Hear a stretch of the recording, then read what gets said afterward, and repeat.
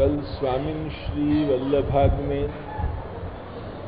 क्षणमपि भवतः सन्निधाने कृपातः प्राणप्रेष्ठव्रजाधीश्वर वदन दिदृक्षार्थितापो जनेषु यत्प्रादुर्भावमाप्नोत्युचिततरमिदं यत्तु पश्चादपीत्थं दृष्टेऽप्यस्मिन् मुखेन्दौ प्रचुरतरमुदेत्येव तच्चित्रमेतत् या श्लोको तथा अज्ञानाद्यन्धकार प्रशमनपटुताख्यापनाय त्रिलोक्याम् अग्नित्वं वर्णितन्ते कविभिरपि सदा वस्तुतः कृष्ण एव प्रादुर्भूतो भवान् इति अनुभवनिगमाद्युक्तमानैरवेत्य त्वां श्री श्रीवल्लभे मे निखिलबुधजना गोकुलेशं भजन्ते। इन दो श्लोक के ऊपर कल विवरण भयो। मैं प्रथम श्लोक को तो प्रथम माने यो 7वां श्लोक और कल के जो दो में पहलो ये वाको तो विवरण टीकानुसार जो कुछ हमको लगे वो हमने कियो और कुछ वहाँ पे जो कुछ अवशिष्ट भाग स्वतंत्रतया कहना हो तो वो भी कहो। अज्ञानाद्यंधकार प्रशमन पटुताख्यापनाय के ऊपर प्रायः जो कछु कहो गयो वो स्वतंत्र रूप से ही कहो गयो।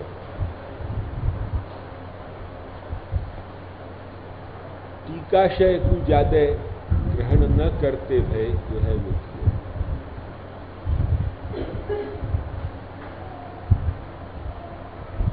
अब आज कुछ स्वतंत्र कुछ टीकाशय को लेते भय आज व्याख्यान जो है वो किया गया।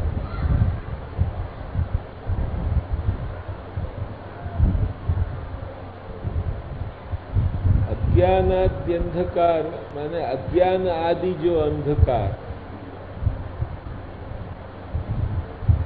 वाके प्रशमन पटुताख्यापनाय माने वह अंधकार को जो है वो नष्ट कर देवे की जो चातुर्य वह चातुर्य की प्रसिद्धि के लिए त्रिलोकी में आपको जो अग्नित्व वर्णन किया गयो वो भी कवि भी माने कवि माने ये कविता रचने वाले नहीं, यहाँ कवि माने ज्ञानी लोग।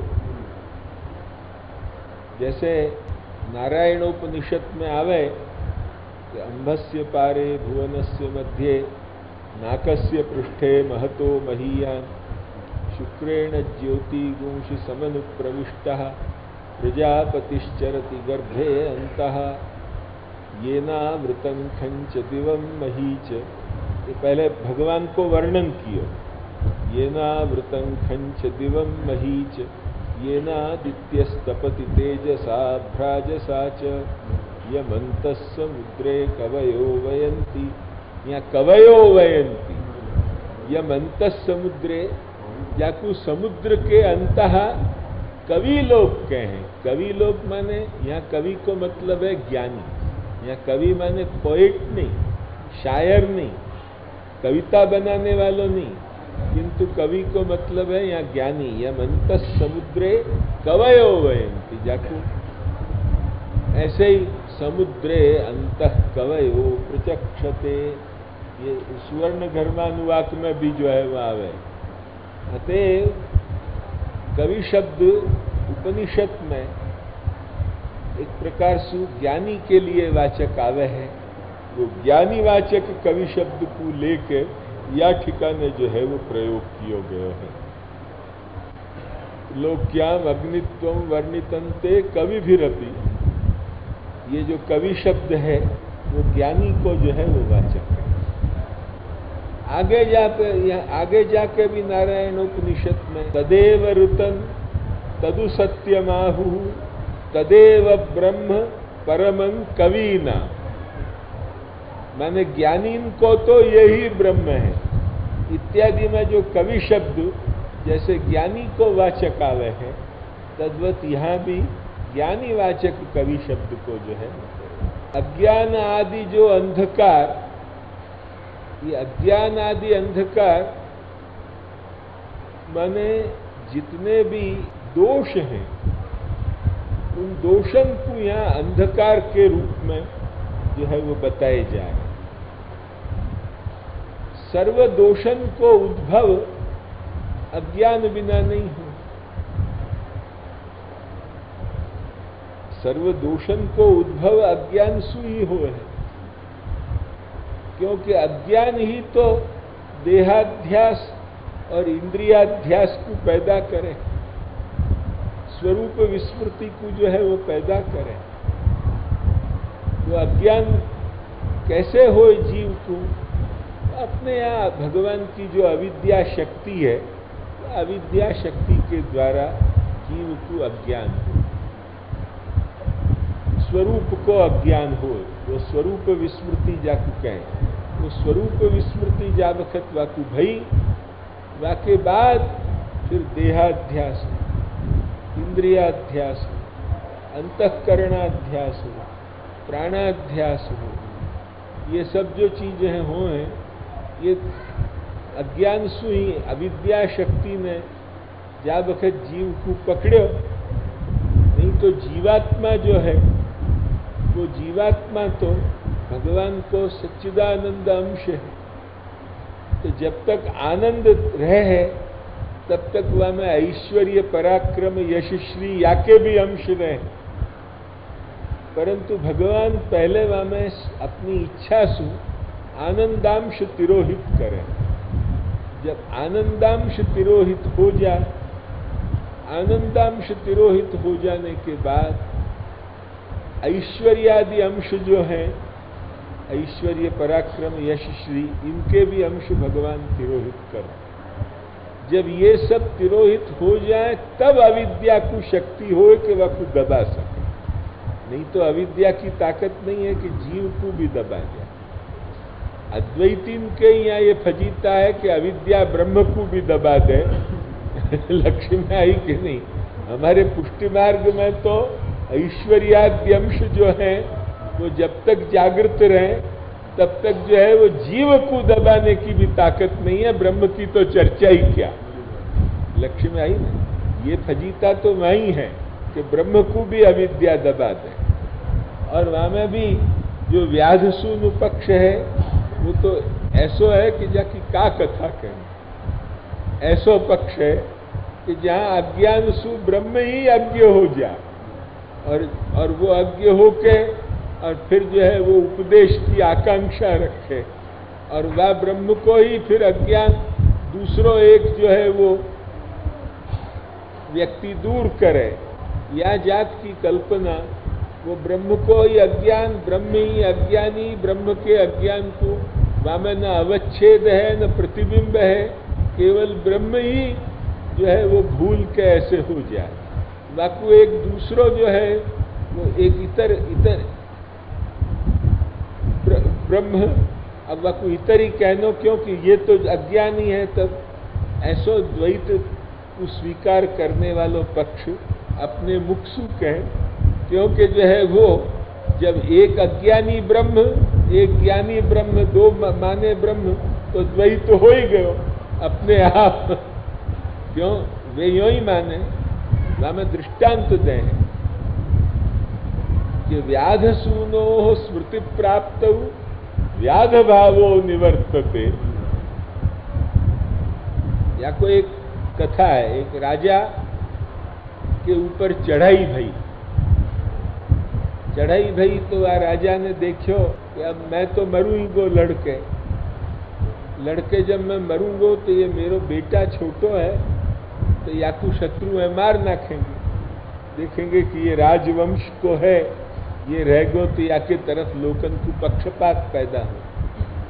तब वो अपने अंतरंग मित्रन को साथ लेके और जंगल में गए और जंगल में वाके कोई बड़े विश्वस्त भील हते, उनको जाके जैसी कथा बापा रावल की आवे है, लगभग वासु मिलती जुलती ये कथा है। समझे कि नहीं? जाने चित्तौड़ को किला और चित्तौड़ को राज्य पहले स्थापित कियो बापा रावल ने, ऐसे जो है वो बापा रावल की तरह ये कथा है। तो वो जाके वहाँ जंगल में भीलन को मिलो, और वे वाके बड़े विश्वस्त भील थे, उनको जाके कही कि जाओ ये जो है वो लड़का को तुम संभालो, और कोई आवे तो यूँ कह दीजो कि ये लड़का हमारो, नहीं तो मेरो लड़का समझ के आपको मार डाले जाए। कुछ आदमी इनको धर गए हो कि जब ये बड़ो हो तब या कुछ समझाई हो कि जो है वो तू भील को लड़का नहीं है, तू जो है वो अमुक को लड़का है, वो समझा दिया। ऐसे भी कुछ आदमी को वो तैयार कर दो। वो राजा लड़ो, मार्यो गयो लड़ाई में, शत्रु प्रबल है तो मार्यो गयो।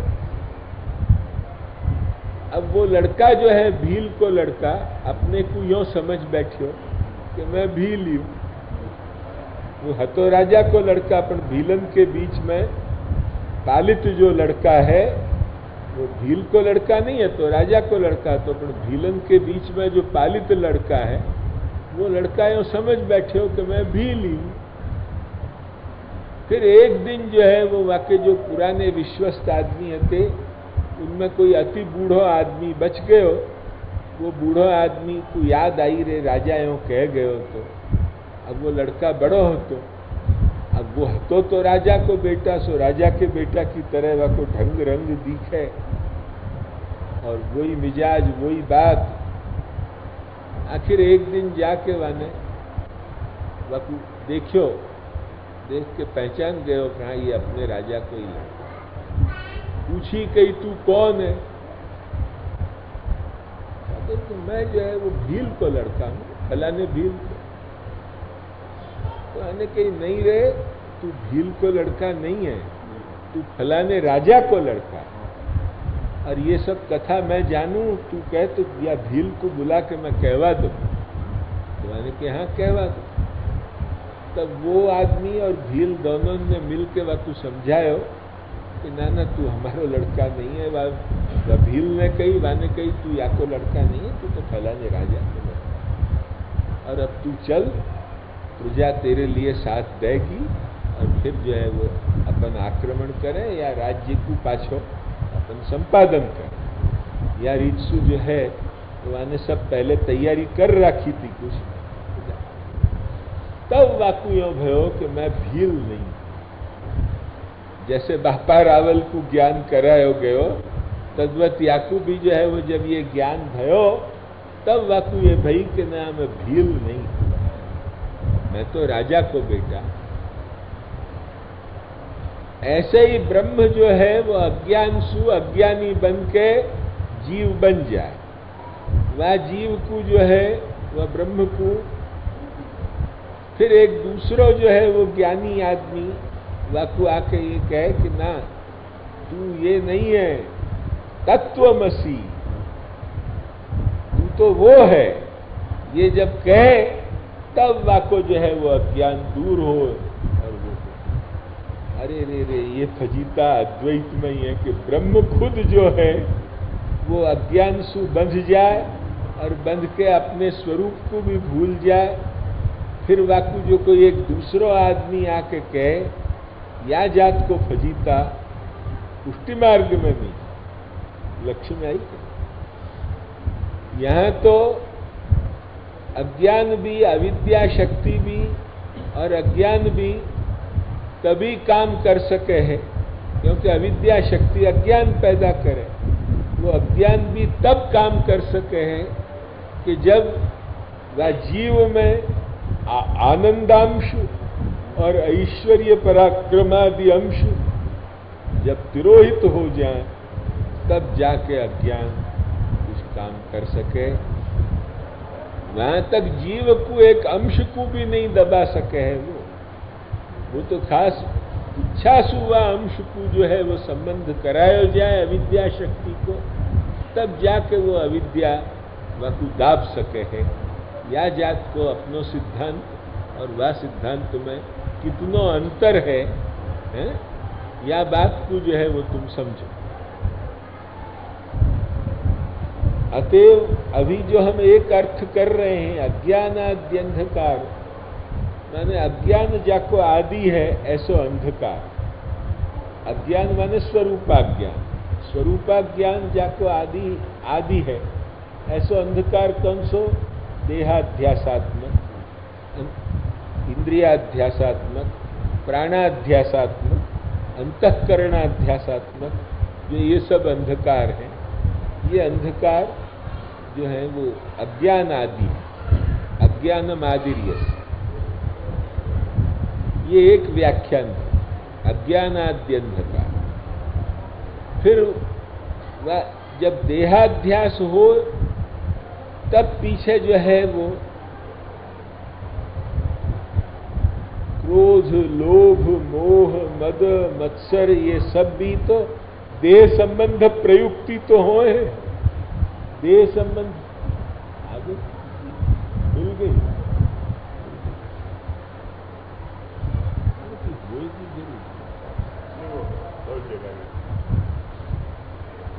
ऐसा ध्यान रखो।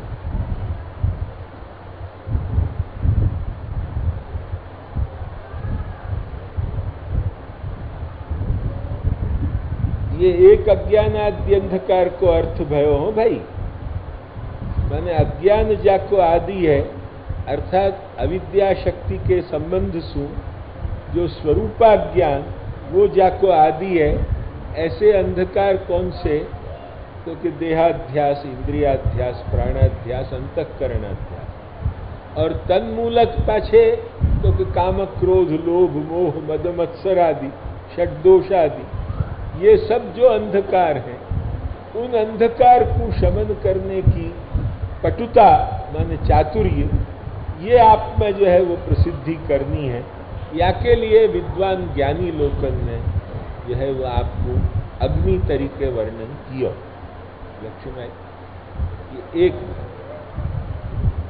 अब अज्ञानाद्यंधकार को द्वितीय अर्थ हो मेरी दृष्टि से या ठिकाने अज्ञानाद्यंधकार पद श्रीमद प्रभुचरण ने श्लेष सु रख्यो।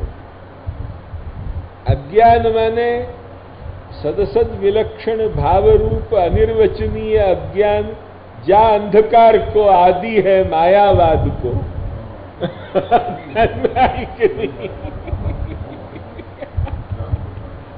ये श्लिष्ट प्रयोग है। ऐसे एक तो वो अर्थ भयो अज्ञानाद्यंधकार को, दूसरा माने सदसद विलक्षण भाव रूप अनिर्वचनीय अज्ञान, जा अंधकार को आदि है। जा अज्ञान सु जो है वो शबल की कल्पना भई, जगन मिथ्यात्व की कल्पना भई, अवच्छिन्न प्रतिबिंबादि जीवन की कल्पना भई, ये सब अज्ञानादि अंधकार, या को सबको आदि वो जो है वो माया है। वो अज्ञान जाको आदि है, ऐसो जो अंधकार माने महाअंधकार जो ये मायावाद, वाकु प्रशमन पटुता माने वाकु जो है वो नष्ट करने को जो चातुर्य, वो चातुर्य ख्यापन करने के लिए अग्नित्वं वर्णितन्ते कवि भी।